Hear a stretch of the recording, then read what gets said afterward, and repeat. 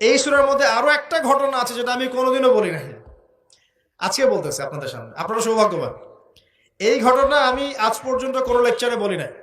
সূরা কাহফে আরো একটা বিষয় আছে যেটা আপনাকে চেনাবে যে দাজ্জালের সভ্যতাগুলো কেমন হবে। একটু মনোযোগ দেন প্লিজ। এই সূরার মধ্যে চারটা ঘটনা আছে। কয়টা? একটা হচ্ছে আসহাবুল কাহফের, একটা যুলকারনাইন আলাইহিস সালাম, একটা মূসা এবং খিদির আলাইহিস সালামের, আর একটা হচ্ছে এই ঘটনা, দুই বন্ধুর ঘটনা, যা আমি কোনো লেকচারে এখনো বলি নাই।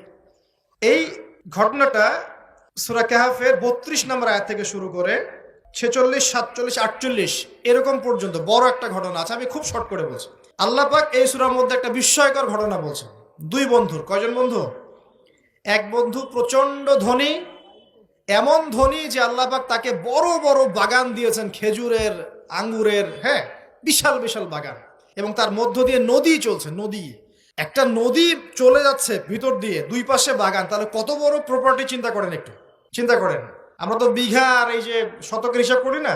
আল্লাহ বলছেন যে দুটো বিশাল জান্নাত দিয়েছিলাম তাকে, মানে বাগান দিয়েছিলাম, ফলের বাগান, মাঝখান দিয়ে নদী প্রবাহিত হচ্ছে, এবং প্রত্যেক বছর দুইবার করে এই জায়গায় ফসল ফলতো, প্রচুর ফসল হতো।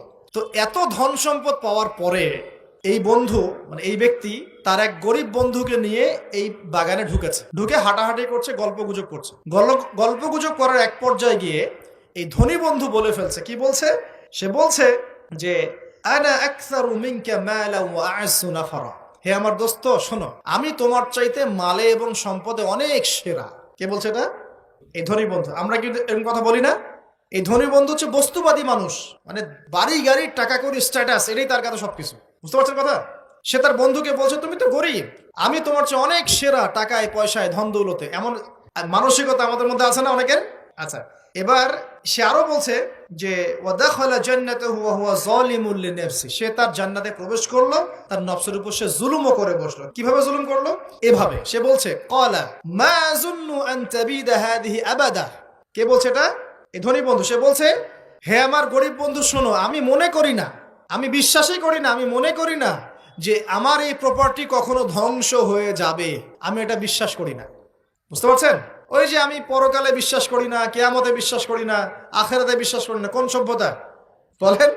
আচ্ছা, সে বলছে যে মা আযুন্নু আন তাবিদা হাদিহি আবাদা। আমি বিশ্বাস করি না, আমি মনে করি না যে এই প্রপার্টি কখনো ধ্বংস হতে পারে।